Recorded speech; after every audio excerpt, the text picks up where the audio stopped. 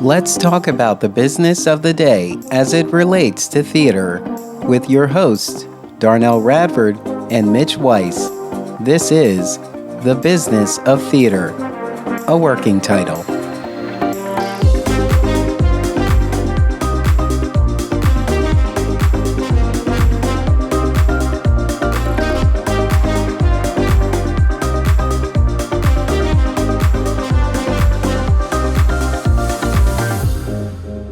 Mitch, I know we're looking for a working title, but we cannot name the podcast The Business of Theater. Make them hear you. Aha! We are referring to Ragtime, one of the world's most exciting, relevant, and gorgeous musicals ever. It's actually, it goes up there, top of my list. And I gathered they just did the Encore series in New York, just did a revival of it. Yeah, it just closed on the 10th.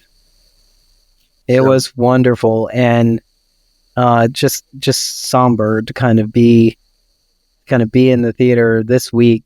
You know, the last week after the election, there were just so much of the dialogue in Ragtime. Really spoke to today. Yeah, absolutely, and that's why it works. Whatever decade I go to see it, it has relevance to that decade too.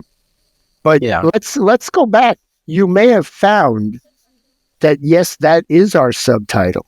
I like that. The Business of Theater. Let them hear you. Because one of the great things about theater, at least for me, is without someone beating you over the head, we learn so much about life, about people, about morals, about reasons to do things or not do things. We hear stories about people we never would have had any interaction with. We learn history, as in Ragtime, that we may have read 4 lines in a book. But now it's being told by people that come alive in front of us, and we get entertained at the same time. I mean, this is why we get excited, I think. Right? So maybe you may have found it. By accident. Of course, I hope we don't have to pay royalties for the line. I know, yeah. I mean, it's not that we haven't had good working titles before. It's just that we can't use them. And audience, that's kind of the point. The working titles are so good that we can't use them. So we keep going. There we go. Think about our quest to find the working title as our mission statement. That's it. When it's all over, we will just keep working until we find it. So our last episode, we were talking about how to start again in our business. There's a lot of people who, always had other interests and pursued them, and want to come back to the business, or they are still in the business, but for many reasons are not as full time in the business as they want to be. And we've been saying since the beginning of this podcast that, anything on the other side of the pandemic is kind of, everything on the other side of the pandemic that was in place to help us, to sort of guide us, is in bad need of a revision. Some of that stuff is still valuable, but we are living in a new world. And, we're still thinking about that. We still don't have many real documents to follow. I think if I can be so bold as to say what we discovered during the pandemic, although it was still true before the pandemic, we just didn't feel it the same way. But we don't have leaders, we have bosses. There are people who are corporate in their mentality, or very paranoid that someone's after their job. And therefore, when somebody new and young is trying to enter the industry, and Lord knows we have too many actors for the number of jobs. We have too many everything for the number of jobs, which is why so many people feel left out and are unemployed, and some of them eventually drop out of the business. But it doesn't need to be that way, because being creative is something that we control ourselves. The problem is getting paid for it. And that's a whole other story, which I'm sure we will touch on. But I've always said, even from a young kid, that when someone came up to me and said, I want to be a singer, and I'd say, well, do you sing? And I said, yeah, I sing at church, and I sing. I actually go to this club, and I sing one night a week, at this hotel that has a little nightclub. And I said, then you're already a singer. You're not a famous singer. Yeah. But you're a singer. So that part of it, if that's your joy, feel accomplished. Yeah. Start that way. And then the trick is, can I make enough money that I don't have to do anything else? Usually the answer is no. You have to do something else. We're in a business that was not quite supported financially by certainly our government. The people from Hamilton and Chorus Line and Gypsy and all these big and Wicked, all these humongous hits, they don't contribute to everyone else's income. They give it to their investors. Yes. Right? And they give it to their, they pay their actors and they pay everyone there. That's great. Nothing wrong with that. But we have, the reason we have the Entertainment Community Fund, formerly the Actors Fund, is because there are people who work sometimes and are unbelievably talented, and we don't want to lose them. So how do we support them? Isn't that crazy? Yeah, it's absolutely crazy. I mean, bless the Entertainment Community Fund, and I wish they'd go back to the Actors Fund. I feel like this. So this is why I'm so supportive of using your talents in this new digital space. Like Jennifer Lewis has social presence, and every time she's out there, whatever she says is law. Whatever she sings is the most profound. Explain who Jennifer Lewis is for our listeners. Jennifer Lewis is a celebrated actress who's got many years of success. Like, I'm trying to, let me just think about the main thing you would know from. Keep going. People can Google her. She's wonderful. I mean, she was cast in Blackish, probably one of the earlier, most recent things, but many, many things over the years. But when she's online, she's usually with, a couple of her celebrity friends, just singing about whatever kind of happened in the moment right now. It's or they're just having fun. But yeah, she is somebody who, when she speaks, because she has such a presence in her voice, that when she speaks, you just listen. And if you don't get what she's saying, there's something wrong with you. You're trying to process. You're like, I gotta go home and think about this. She said a couple of things, and I did not process that right away. So what is your point about Jennifer? I'm just saying she's using that as a platform so that she can have her own voice that's not being controlled by anybody else. Yeah. And because we all have this ability to engage, when we're on stage, the digital space is a stage, and you can use your talents there. And whatever you do there, it doesn't have to be, I'm a musical theater artist and I love musical theater, so here's my channel. You have a space that allows you to find your audience, and then your audience, you can tell your audience where you are, what you're doing, and so on. People can find this and get examples of what you do and who you are. And putting yourself out there, it's just a new way to put yourself out there instead of just waiting for a headshot to come across the desk. Absolutely. But you do know that, and certainly I think you'll agree with this, that Well, the reason we love theater is because it's live, and the digital world is a way to help yourself brand yourself. But for us, those of us who love the collaborative experience of theater, we want to be in a room.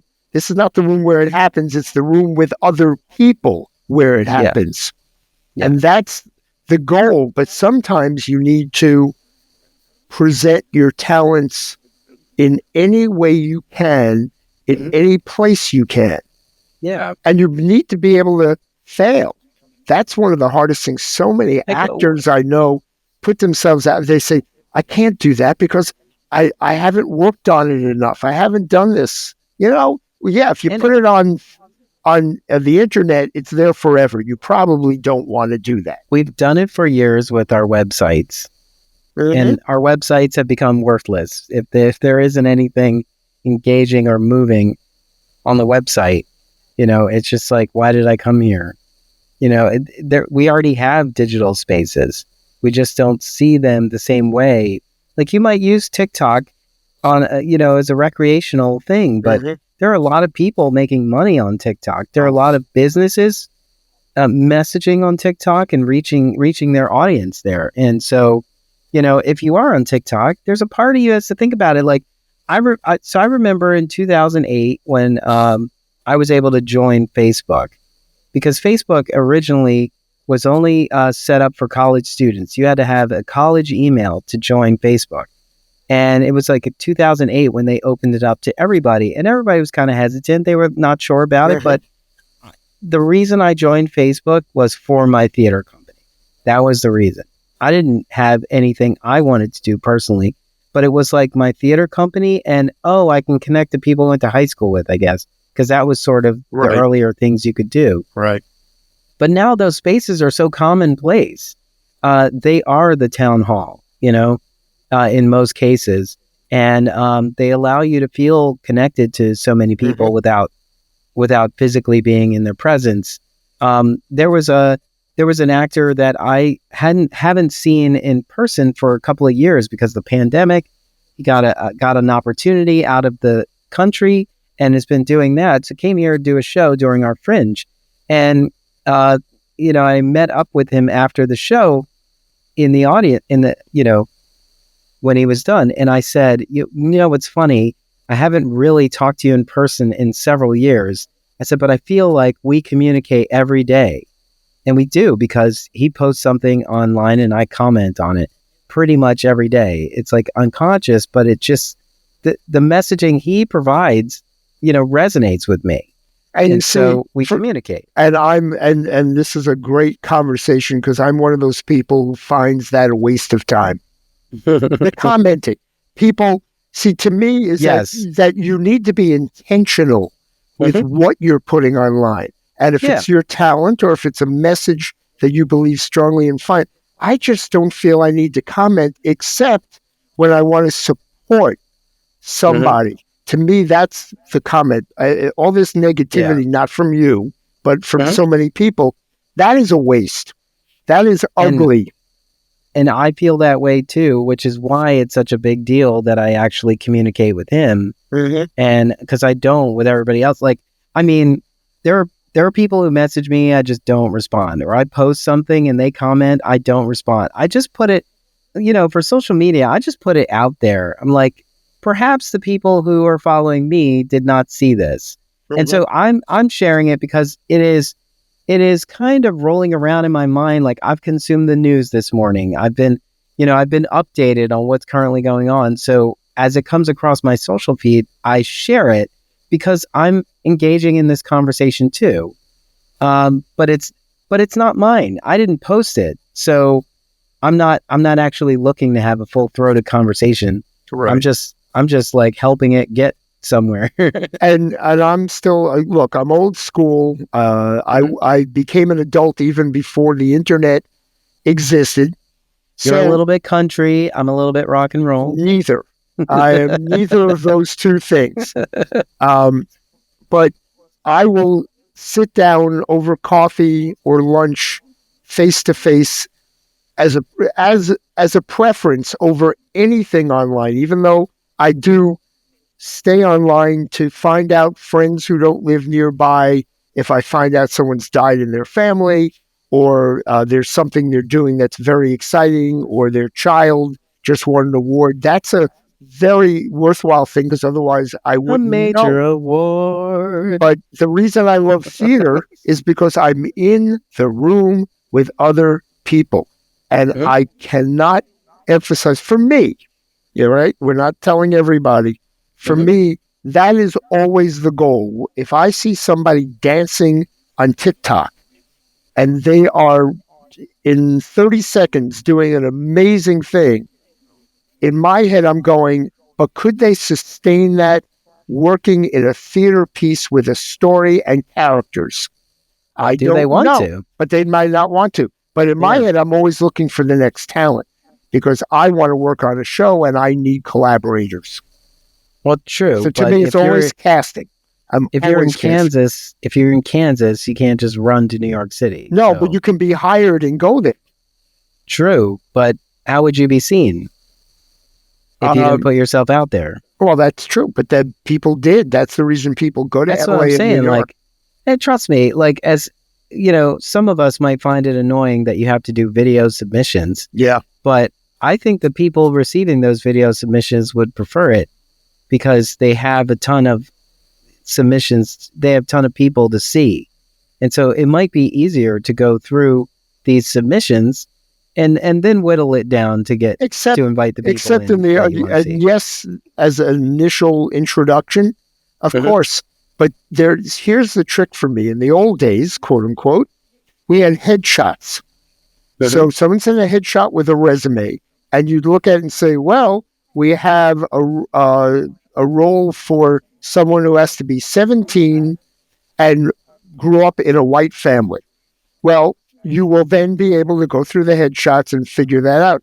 There's not much more you're getting from a self-tape.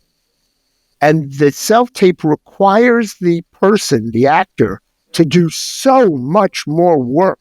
And I think it should be reduced. Just like we try to get paperwork reduced for arts administrators. You want to reduce the crap. Now, the secondary thing is if we go, hey, you live in Kansas, but you say you're willing to live to New York. I'm sorry, there are 58,000 actors in New York, and there are only 41 theaters on Broadway. I'm not sure I need you. You don't live in New York. In LA, I know that's true.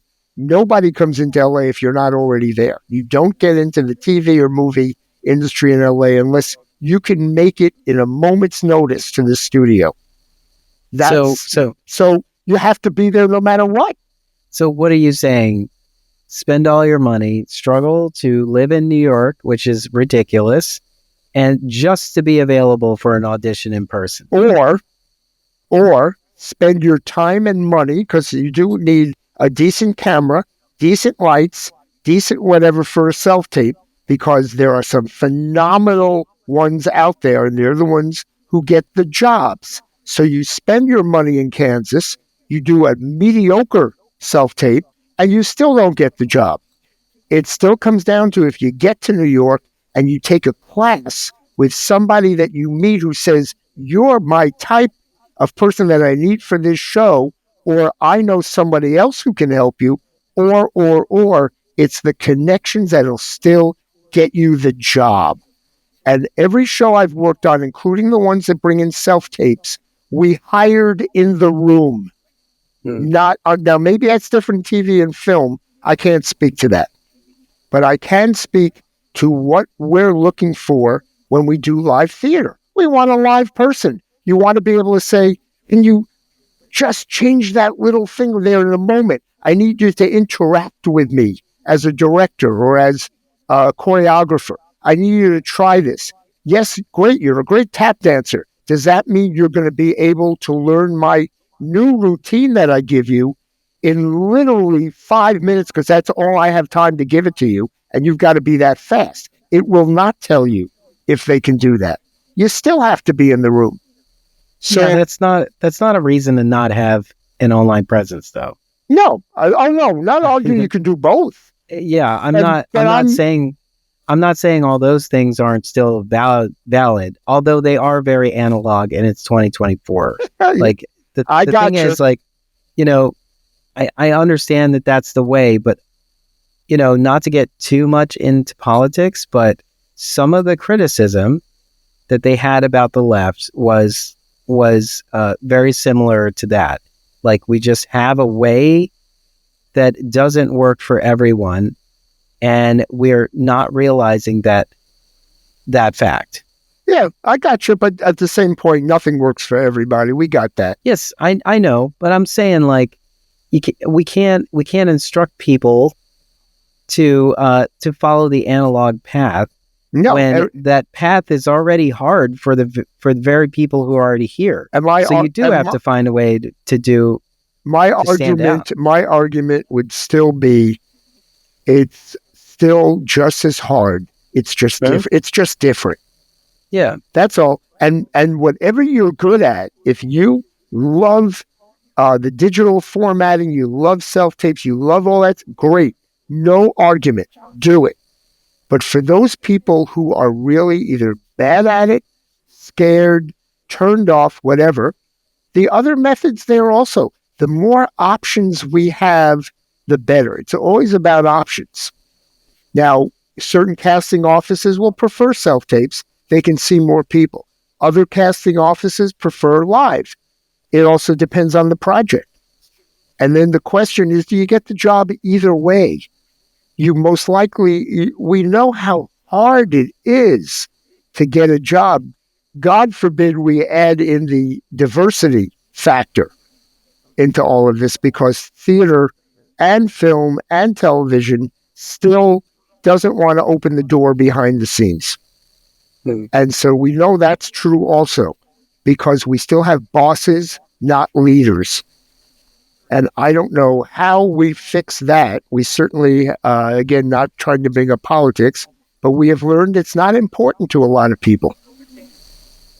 Yeah, so, I think the way we fix it is, if you're in your head about somebody's gunning for your job, first of all, it's an old way of thinking. Instead, see it as an opportunity that somebody can replace you in this role so that you can make space for a better role.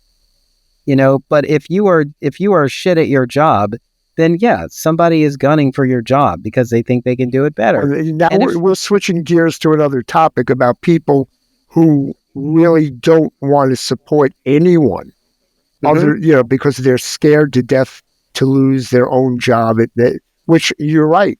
What is it you're not confident about in your job? Well, honestly, I believe that this mindset comes from people who are too old to change. I don't know that that's true, but that could be. I'm okay. I don't think it's the only reason. Let's not tie age into it. It's not specifically age. Thank you. I would say the people who are too stubborn to learn something new. Okay. All right, but we're also talking very generically. Let's bring it directly into theater and entertainment so that we... Well, I'm saying theater is very similar to the Democratic Party. A lot of what we do has not worked, yet we keep doing it. And said, this is what we've been talking about this whole time. It's like, so, I'm hearing, what you're saying, and I'm processing it, and like all of this is valuable. Like the way things used to be, the way things kind of still are, because those leaders are fearful of younger people coming in and replacing them and doing things differently.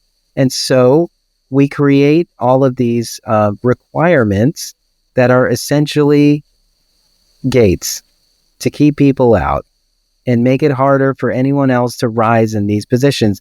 That when you think about it, the reason a theater company can say that their leader has celebrated 40 years is because they are actively working to keep this job. Right. And not realizing perhaps somebody else could usher this company into new era of things. Which is very funny if you think of it, that certainly if you have a founder of a theater company, they're the ones who bring in the board, and they bring in a board that is their supporters. So if they want to stay, their supporters aren't going to kick them out. Therefore, it becomes their own playground. Yeah. Instead of a theater company that is actually looking to, and we had this discussion, in previous weeks, but looking for how does theater help improve the world? How does it help change the world? How does it entertain our audiences here? How does it educate our audiences here? What's our mission with our community? All those questions are stuck on one person's playground idea. I always wonder why people don't think more about, like, we're seeing it now. There's co-artistic directorships. There are, someone who was the arts leader is now, has a new title. That's, they're not the arts leader per se. They might be executive director or something that just allows for more arts leaders to enter into the space. It seems interesting that they didn't think perhaps there's another role I can create for myself where I am still very much involved, but I'm also allowing other people to grow. Because if you think about it, you're in the leader's seat for 40 years. That means whoever worked under you had no opportunity to rise. Well, let's take that a step further. I would estimate from the people that I've known who have been leaders of nonprofits and of theater companies that they are not mentoring anybody under them to rise up in any ranks, because then there are a threat, even if they would then leave the company. They just want an assistant who does what they say and doesn't necessarily know as much as they do. Yeah. Therefore, you keep somebody who's a good assistant. And then they eventually get frustrated and they leave and find another job if they can somewhere else. But instead of, okay, it's time for me to retire, there are 3 people underneath me who know how this company works. Any of them, based on who the board wants, could rise up and make this company their own. That, if you look around at most, if not all theater companies, that doesn't exist. And then add to that, how many of those assistants are anybody other than white women? And this is coming directly from headhunters, by the way. Of the 3 headhunter companies that I personally know somebody at, 95% of the people they have hired at theater companies since the pandemic began are approximately 38-year-old white women. 95%. These are leaders. Yeah. Where is everybody else? And that's, so we have to question everything that, and by the way, these people have been somebody else's assistant, usually. At least me investigating their background. So I don't want to say this is true everywhere, because I'm sure there are places that don't use these headhunters. Yes. But it's really kind of discouraging, shall we say? Including now here in New York, we have, a great diverse pool of very smart people in the industry, and yet none of the leaders are anything but white men and white women. How is that possible in a diverse city like New York that has Hamilton, right? Everybody arguing, oh, look at the diversity there and everything that happened. Yeah. It's on stage. We don't have it backstage. I honestly feel like we are afraid that our audiences won't accept them. Backstage? Isn't that crazy? Yeah, it's Isn't crazy. That crazy? Well, I mean, then backstage, it's other employees that are. I think it's so ridiculous. Like so I do the curtain speech in my theater on opening night with the artistic director, and almost every time someone says, I had no idea you were in this role. Mm-hmm. Because I'm not like the face of the organization. And so I think when they see that, they're like overwhelmingly happy about it because it's rare. And then that makes me think, then I'm in my head about it for a second. And I'm just like, it's interesting. Before I don't say it to them, but before they said that to me, I was honestly just doing it. Mm-hmm. I wasn't thinking about what it looked like at all. And everybody else is concerned with what it looks like. And I've said it before, like we did a show that was about a young Black couple making big steps in their lives, but then some past situations compromise their future. And our company is in South Philadelphia, and so I said in one of our meetings, like, do we really think this neighborhood is going to come and support this play?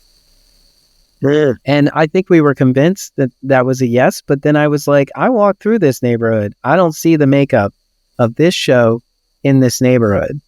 So what would be the reason that they're coming? And are they the right audience? Not the right audience, but like, are we reaching the audience that would resonate from this piece? Mm-hmm. And because I want all of our neighbors to come see what we have here. And I want them to be challenged by the work we put on stage, of course. But some of this is like, who is this for if you're not actually reaching the audience it resonates with? Well, and that's part of, and I'm not speaking about your theater company per se, but that's part of why I call it a playground for the people at the top, the artistic people, in that it's making them happy. And that doesn't mean sometimes their taste isn't the taste of other people, you know, and they're wonderful shows. And I saw that production was a wonderful production at Theater Exile, so all good. But again, I don't know what your income was, your ticket sales. I was just an audience member watching that show. The trick here in New York is why, and let's talk about the commercial hits, Broadway. Why are so many of these expensive shows on Broadway not making enough money to break even? Yeah. Why are they losing millions and millions of dollars and staying open as long as they can until they run out of every penny they have and then closing? But the audiences don't know that. They're just not enough people to come see them. You know, we have 41 theaters. At the moment, 40 of the theaters have shows in them. That's a large percentage of full theaters. Well, is there enough of an audience in New York to come see each of them, or do they all want to see Wicked? Right? I mean, that's where the question is. The big hits, the Wicked, the Hamiltons, they're the, I'll call them kind of the Disneyland version of Broadway. You always know a family can go see these. Lion King. People will be satisfied, but it's a big, big show. And even though it costs them a fortune, they think they're getting their money's worth. It's the other shows that are art or are trying to have a message, but are also excellent that have a hard time. A hard time. So who are we doing those for?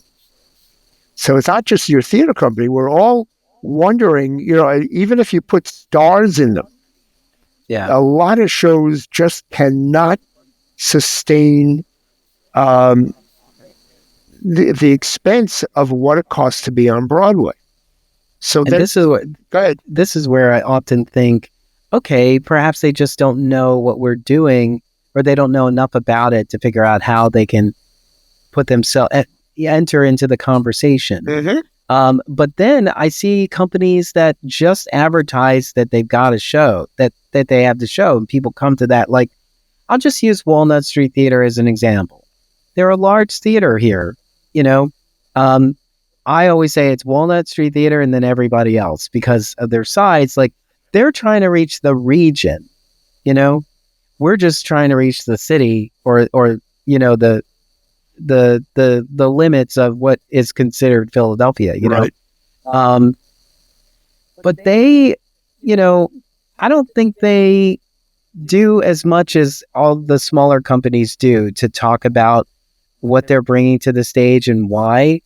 Like I don't ever see them have a conversation about their season that isn't in a press release. Like everybody doesn't get the press release, you know, but they never do. There's no video on their website talking about this is our most ambitious season. We're doing blah, blah, blah. We have this and that. We've been working hard. It took us 10 years to get the rights to this. Like they don't tell us that unless you're at the opening night, which is, you know, for select audiences. Right. And limited. There are only so many seats in the audience, right? And so I'm saying, like, I think in general, we're all not doing enough to inform people of what we're doing, to get them out there. But then at the same time, I'll say that even if we did do all of that, would we reach them? Is that really what they're missing? Or is it just the fact that, like, people, like, just like I said before, before the pandemic, we were all running like, you know, hamsters on a wheel. Mm-hmm. And then as soon as the wheel slowed down, we got off the wheel. And when we got off, we realized this is good too. You know, I don't have to run so ragged and go see everything. You bring up some really important points. One, it's an entirely different industry that has to market what we who like producing the creative show are trying to do. To me, that's the reason why theater companies have marketing people or ad agencies, because if you're concentrating on getting to opening night, it's a full-time job to market the show. So you need a full-time person or people or agency to do that work, and they can get it wrong because they haven't seen the show yet. Yeah. Right? So everybody's working on, I read the script or you told me about it, but if me, the producer, or me, the writer, hasn't excited you, the marketing people, about my own show because my head's in some other place, then you might not understand how to explain it to an audience. It's a very difficult job. And every show requires a different method, in my opinion. The biggest success story, Pippin, which I know people are going to jump all over me, was not a great show. It was phenomenal because of Bob Fosse, what he did with it. And I enjoyed it thoroughly. But as a piece of writing, the script is not overwhelmingly thrilling. So I'm going to leave it at that, my opinion, okay? But the producer was the first person to create a television commercial for a Broadway show. And he put Ben Vereen and two dancers doing nothing but dancing with some music with no voice, no words on the screen, and just said, this is playing on Broadway. And it worked, which was an amazing thing. And the show ran for 5 years and made lots of money and is done everywhere. But you do the same technique with other shows and you put a TV commercial out and they bomb. It doesn't give you the excitement that particular commercial did. It is, and who chooses what they're going to do on the commercial artistically? It's a whole different art form. Yeah. So how do we do that? How can somebody, okay, you're an administrator at Theater Exile. How is it your job to decide the show that you're doing, what it needs to look like to the public in your neighborhood to convince them to come see it? You can't do that. You haven't seen the show yet. And it's not even your job. And it's not even the artistic director's job. and it's not the writer's job. How do we do this? It's complicated. It's why so many places are looking for great marketing people. Mhm. But even if you have a good one, they can get it wrong. And this is also why it boggles my mind that we don't see the value in having more, resources towards promotion. Yeah. And, we're always like, I remember for years I would do interviews about the shows, and the response I would always get is, well, I don't want to give it away. They never want to give it away. It's like, well, if it's a surprise, well, nobody's coming. Yeah, if it's you can't tell us anything. That's stupid. Tell us something. If there's a surprise ending, you can keep that quiet. But here's the other thing that's kind of like, I don't think everybody really thinks about it this way. The director's note is a pompous letter, actually, and so everybody is not going to process your director's note, and everybody doesn't even read it. I think when we're writing that, we forget that we have to try to reach. I think like local government says, it says we have the messaging has to reach the lowest common denominator. Like basically saying it has to reach the least educated citizen as well as the most educated citizen. So like the messaging has to be clear so that there isn't a handicap for anyone. And so they do think about that, even though they're sitting in meetings flaunting their degrees, in with their dialogue. Well, but then that messaging gets dummied down to its simplest definition in order to get people in. Like, I mean, for instance, like, we're producing Red by John Logan. My whole thought process before, in it was online. All we're saying is see red. I'm seeing red. I see red. See red. See red. It's so simple, even though the story is way more complex. And so that's all I've been saying is see red in exile, see red. We're seeing red. They saw red. You should see red. It's just because it's like, it's simple enough to be like, oh, let's go see red. Let's go see what red's all about. It has to be that simple because if it does reach them, then all of the information that is complementary will resonate with them. Well, but if you don't even have their attention, you can't just put out, here's my director. But on the other hand, and I always say this, even the title of a show is a selling tool. Yeah. And so there are some awful titles out there, but it's like, well, the title may be relevant to what the show is about, but if it doesn't sell a ticket because the people buying the tickets have not seen the show yet, so they need to be enticed to want to see it. Yeah. And that becomes part of the title. So I don't want to mention specifics. There are some awful, awful, awful titles that sound very obnoxiously snotty and are boring. On the other hand, a Tennessee Williams Long Day's Journey into Night doesn't sound exciting, but that was from a different era.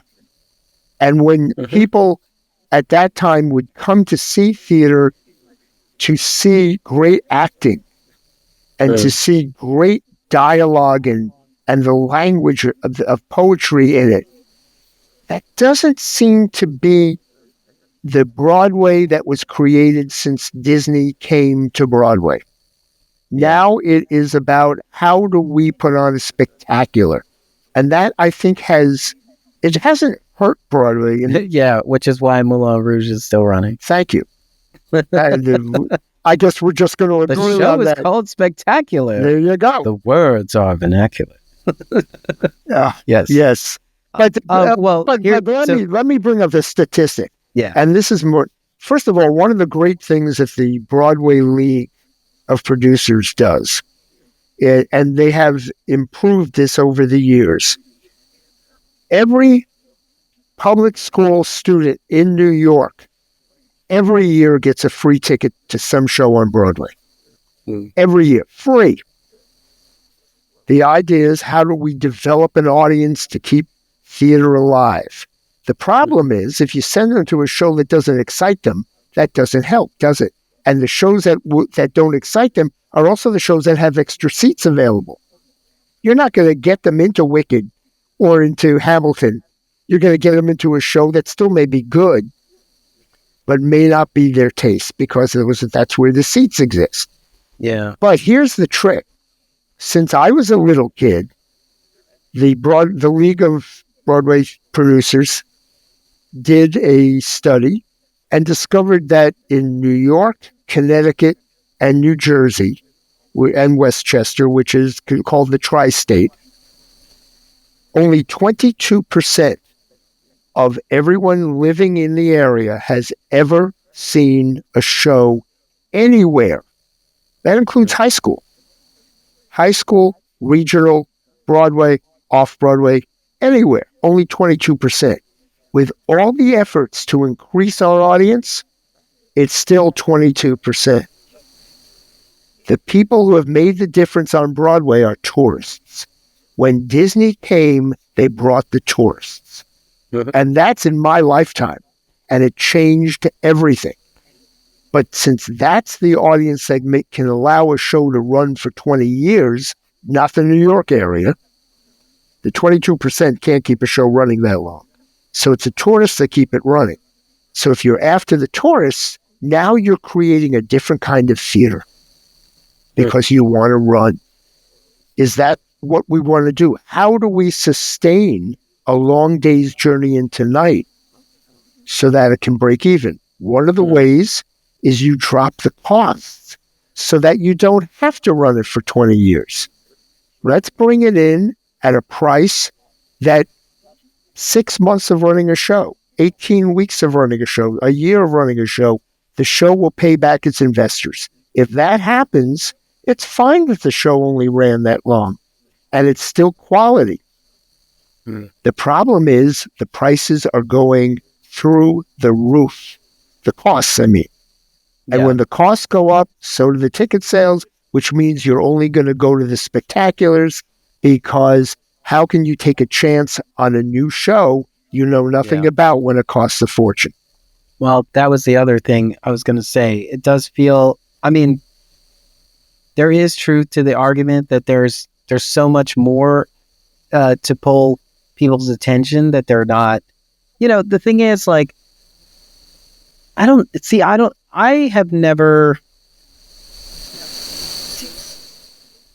worked for the fruit-themed technology company for a few years. And the thing is, like, it is not my, it's not my job or my purpose, my mission or anything to try to sell everybody on their products unless they walk into the store they want to be sold. But we're somehow convinced that if we just pester our neighbors enough, that they will become theater people. And I don't agree with that.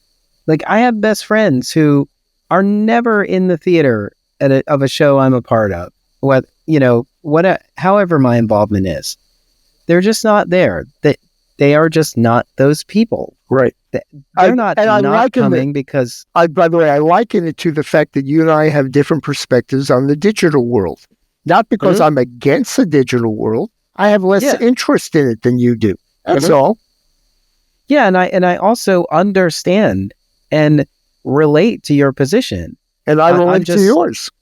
I'm just saying, I've only been paying attention to this more because that is kind of the conversation going on about politics, where they're saying, like, you're using the same old playbook instead of realizing that there's a whole new crop of people that you're trying to get the attention of.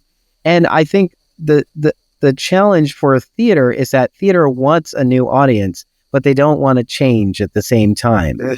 It's like, so how do you get the new audience by doing the same thing you did for the old audience? Right on the money. And so that's the part where it ends up being, it's a rhetorical statement, but it's like we need to return to that more often, because even like I didn't always see myself in these roles because I don't have a traditional path in theater. But it's because I don't have a traditional path in theater that I see the theater the way I do. And so there is value in that. And so I've been looking for that when I look to hire people. I'm looking at, okay, there's some basic skills we need to fill this role, but we've been going to people who've been like eat, sleeping, and breathing this. And so they have a tunnel vision on it. They don't have, like, they even talk about it. If you're a photographer, if you're a filmmaker, if all you do is like hide in your windowless room, like your office or your space where you create your work, like, what kind of ideas are you going to introduce if you're not out in the world experiencing it? And so there are people who only breathe theater. And they can't see anything else. And, we have to encourage everybody to have other talents. Like, we even point out here in Philadelphia, there are theater people who are sports fans, but there aren't many sports fans who are theater people. It's like there's something about us that does allow us to be more open-minded because all of this is experiential. It informs everything we do. If we're thinking about it in that way, it does benefit us to experience all these other things and bring it back here. But everybody doesn't think like that. Well, I happen to think, and again, one man's opinion, but I happen to think that that you don't create an audience by inviting them to a show. That you create an audience when they are part of the creation of a show. It is the collaborative nature of when you look at a show on a stage and you have any understanding of how amazing it is that they were able to put that together and how many people are making each movement work or not work, and how they are getting a message and a story across, and how that came out of someone's mind or multiple people's mind. It gets so, and you are part of that creation. That's our addiction. That's how we fell in love with this. So for those people who have never been a part, they don't understand the medium. Yeah. And it has nothing to do with, you come in and see I still remember the early days of A Chorus Line. Maybe, it was the biggest hit in the world at that time. Maybe 4 people a week walked out of the show upset. Everyone else was in heaven for that show. But the 4 people who walked out said, I don't get it. There were almost no costumes and no set. Where'd the money go? And that's all those 4 people were thinking about. And they can only think about the money. And where'd my money go? It's not on that. How much I was expecting a big set. I was expecting big costumes. And Chorus Line is a rehearsal. It's an audition, except for the last number, which they had to add. Well, Michael Bennett added it when he realized I better give them something if this show's going to work. It wasn't part of the original script. It was added. So, and that, wonderful histories of the show. But the fact that you and I have these stories and we were part of the histories of how this stuff happened, when we walk in and we see something that is exciting by its own nature, we're even more excited because we can feel the people working on it. And I'm thinking that people who have never had that experience cannot get that adrenaline rush. They cannot be emotionally involved. So my thing is, we have to go back to school and get everybody creating theater and self-tapes and film and it doesn't matter what the medium is. We need people who are part of its creation are the ones who are their biggest fans. And it does make our lives better. We know more about the world, even if we haven't lived in Afghanistan, even if we haven't lived in South Africa, even if we haven't lived in China. When we see a show, we've felt something, not just read it in a book. Yeah. So that's my spiel, and I'm sticking to it. Yeah. That's very good spiel. It's just... And by the way, and no one will make the change, and it'll never happen because, as you said, we don't have people who are willing to look at new ideas and try things. Yeah. And honestly, I do think it's just like the presidency, where it has a term limit. Like, it has a term limit. I really do think that we should embrace term limits. Because, think about it. If you're singing in the theater. Yeah. Yes. If you're an arts leader and you only had 4 years, you'd be thinking about what you want to accomplish in that 4 years, not just coasting by. I mean, not that I wouldn't say the arts leaders are coasting by. I wouldn't say that. There's a whole lot to think about and be concerned about. But at the same time, like, you're the leader of the organization. You're supposed to be rising all boats, and not just focusing on this one thing. Like, there are artists out there who like really just want to be directors, but they have their own company now because they're an arts leader. And so they just get to direct the shows, and that's all they want to focus on. Right. It's actually structured in the jobs. Like, the artistic director isn't handling day to day. They oversee day to day, but they've got somebody who handles day to day. And everybody that's been hired, in their opinion, is there to support them. Mm-hmm. Not an idea, not a mission, and as an organization. And they're not a leader of the staff. They are a leader only because they make the choice of what everyone's going to work on. And that is a wrong concept. Yeah. Because if you're a leader, you have people that you are leading in a mission. Now, that can include a show. Yeah. That's why we're in theater. We want to do shows. But if you're going to run an organization, you're leading people. And if they're the wrong people, then you go look for the right people. Not because you're not being supported so much, as these people don't have their own brains and their own missions to know how they want to move forward with marketing or with contracts or with just decorating the theater, whatever the topic may be. Anyway. I mean, all of this is to say that, we started earlier about saying, like, you have to be in a business of you. Like, you have to be thinking about how you can present yourself in the best possible light all the time, because you want to be able to seize all opportunities, not just the one at this one company, but just like, you want people to be able to see the talent that you have to offer, and let them figure out how they can work with you, how they can use your talent, and often we are very focused. Yes, we should be focused. If your goal is to work on Broadway, you should focus on that. But that doesn't mean you can't do anything else. Doesn't mean you can't teach a class or take a class, or, you have other interests that you can do too. This is all part of your business too.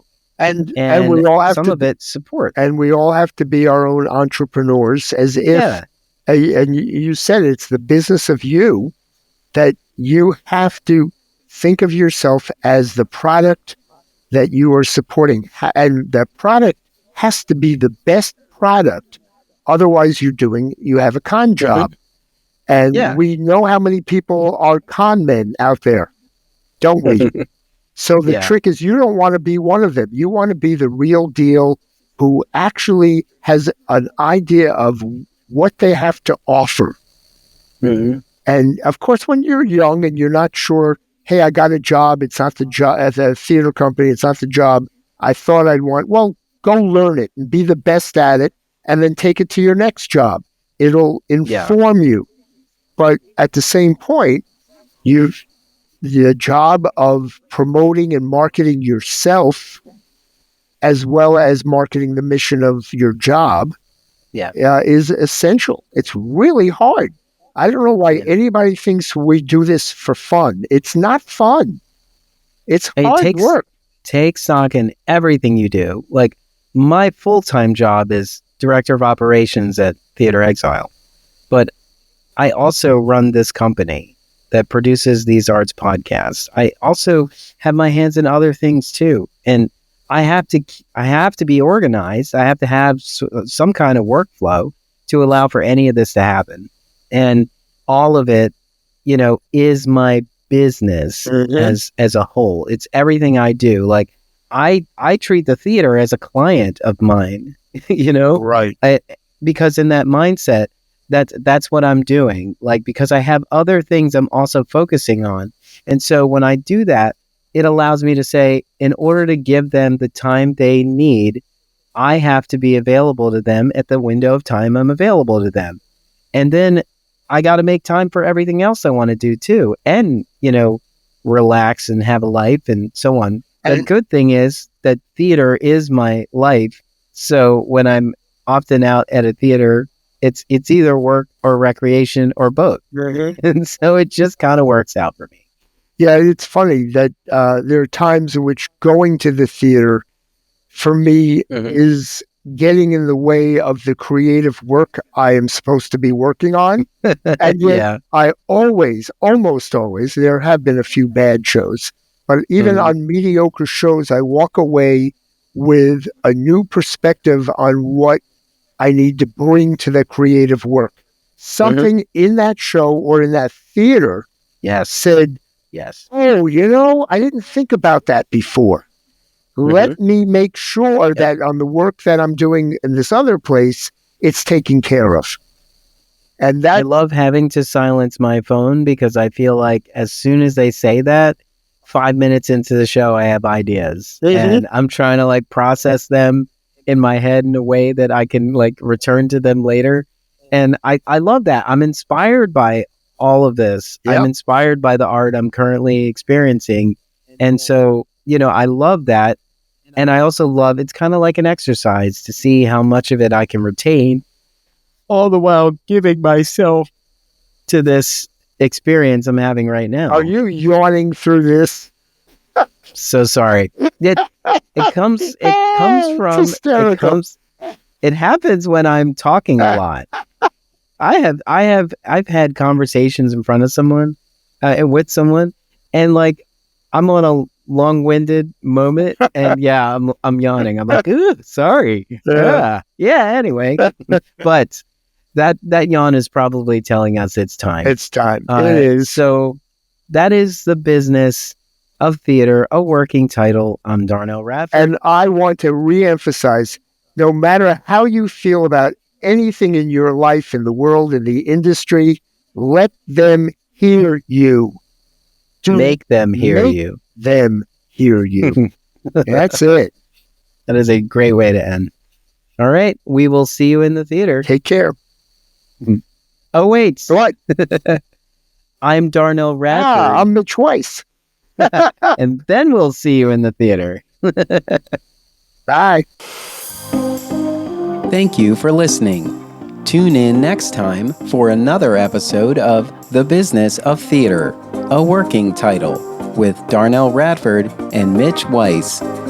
Subscribe to the podcast wherever you listen to podcasts. Share the podcast with a friend, colleague, or give us some social media love. This podcast is an Emory production. Visit us online at em3ry.com/TBOT. Follow us on Facebook, Twitter, and Instagram at em3ryotm.